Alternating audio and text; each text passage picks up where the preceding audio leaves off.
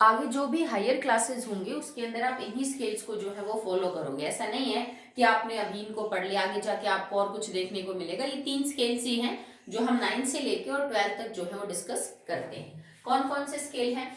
एक जो आप पढ़ते आ रहे हो, शायद 8th में भी आपने यूज किया होगा, it is Celsius scale. Celsius scale, जिसको हम सी और ऊपर एक छोटा सा नॉट लगा देते हैं, बिंदी लगा देते हैं, तो सेल्सियस स्केल है। जैसे टेम्परेचर 4 डिग्री सेल्सियस है, 5 डिग्री सेल्सियस है, ठीक है, तो इसको हम डिग्री बोलते हैं। आप एंगल्स पे लगाते हो ना, जैसे आप मैथ्स में बोल देते हो भाई 70 डिग्री का एंगल है, तो ये वैसे ही लगा रखा है, इसको यहाँ पे भी क्या बोलेंगे? डिग्री। तो पहला स्केल है जिसको हम सेल्सियस में टेम्परेचर को मेजर करते हैं। अगला स्केल्स होता है दैट इज फारेनहाइट स्केल, ठीक है। तो अगला जो स्केल है उसको हम फारेनहाइट स्केल बोलते हैं, एंड इट इज ऑल्सो, यहाँ पे भी आपको क्या देखने को मिलेगा?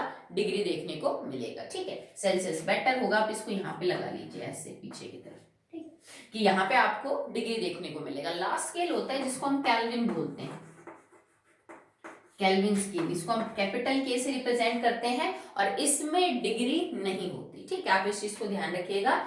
सेल्सियस में हम ऊपर डिग्री लगाते हैं, फारेनहाइट में हम डिग्री लगाते हैं, बट केल्विन के अंदर हम डिग्री जो है वो यूज नहीं करते, ठीक है। यही 3 स्केल हैं जो आपको यहाँ से स्टार्ट करके और आगे हायर क्लासेस तक आपको यूज करने हैं। इनके अलावा बाकी आपको कुछ भी नहीं मिलेगा। ओके, चलिए अब हम बात करते हैं कि ये जो स्केल है ये कहाँ से कहाँ तक जो है वो वेरी करते हैं। तो जो केल्विन स्केल होता है वो वेरी करता है फ्रॉम 273 केल्विन टू 373 केल्विन। इसकी रेंज, भाई आपने थर्मामीटर देखा होगा, उसमें बहुत सारी लाइनें लगी होती हैं, तो रेंज होती है भाई कहाँ से कहाँ कर रहे हो।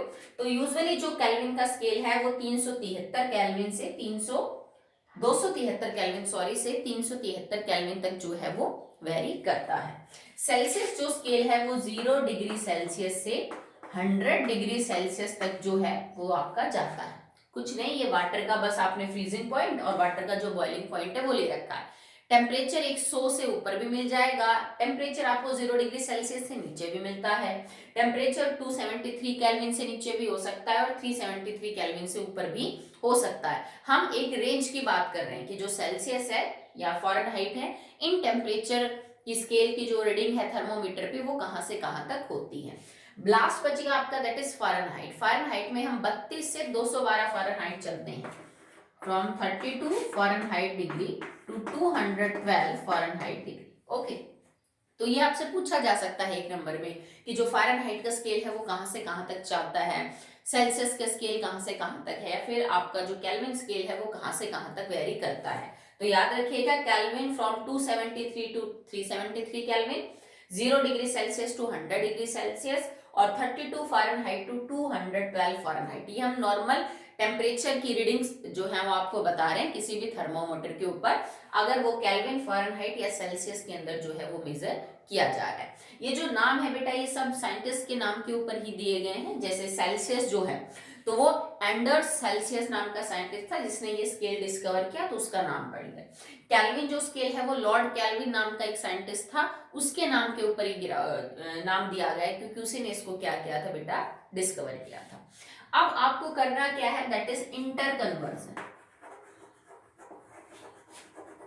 Inter conversion of different scales, ठीक है। अब ये जो आपको 3 स्केल्स दिए गए हैं, सेल्सियस, फारेनहाइट एंड केल्विन, आपको मान लीजिए किसी न्यूमेरिकल में टेम्परेचर केल्विन में दे रखा हो, बट आप उसको सेल्सियस में कन्वर्ट करना पड़ेगा according to the formula.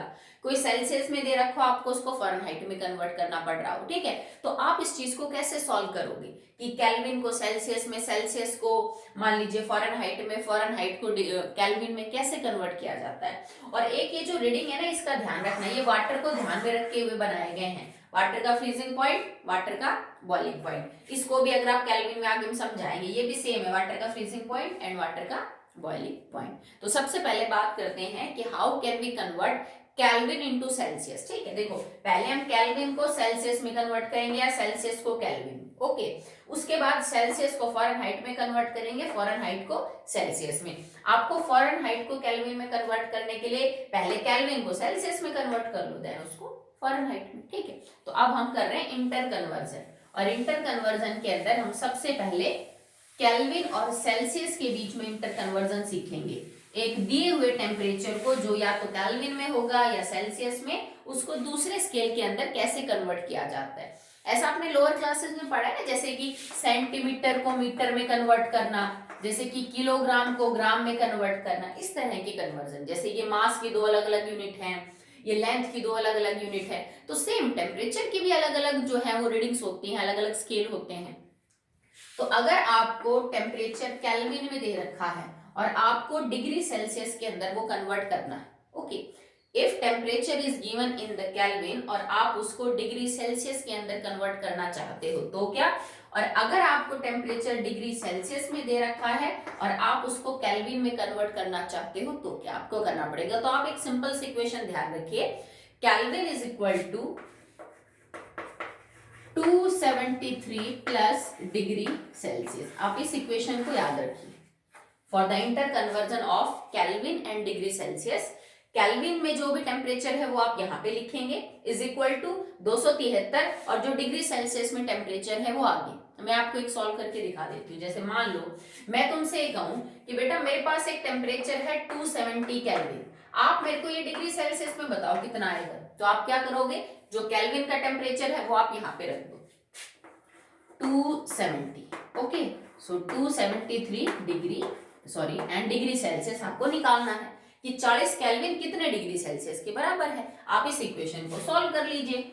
270 minus में आप इसको इधर ले आइए, 273 is equal two degree Celsius. भाई 270 आपका टेम्परेचर था, ठीक है, केल्विन में मैं इस 273 को इधर ले आई, माइनस का हो गया और डिग्री सेल्सियस। अब जब हम किसी छोटी चीज में से बड़ी चीज को घटाएंगे तो साइन आपका नेगेटिव आ जाएगा, तो मेरा आंसर आएगा -3 is equal two degree Celsius. इससे क्या पता चला कि 270 जो केल्विन टेम्परेचर है वो सेल्सियस में कितने के बराबर हो जाएगा, -3 डिग्री के। समझ रहे हो आप, ठीक है। इसका मतलब क्या हुआ, देखो अब आप चेक करो कि मान लो केल्विन के अंदर मैं 273 लूं तो क्या, अगर 273 केल्विन को डिग्री सेल्सियस में कन्वर्ट करना हो तो। So now we have 273 kelvin is equal to 273 plus degree Celsius. Now 273 आप के लिखिए ना लिखिए नो प्रॉब्लम, ठीक है। 273 केल्विन माइनस में 273 is equal two degree Celsius. अब 273 में से 273 जाएगा तो क्या बचेगा बेटा, 0, ठीक है। इसका मतलब आप क्या लिख सकते हो यहाँ पे, देखो कि 0 और 1, ठीक है, कि आपने 273 में से 273 ही जो है वो माइनस कर दिया, तो यहाँ पे आपका आ जाएगा 0 kelvin and it is equal to the degree Celsius. कैसे कि जो 0 केल्विन है एक्चुअली में वो किसके बराबर हो जाएगा बेटा, इट इज इक्वल टू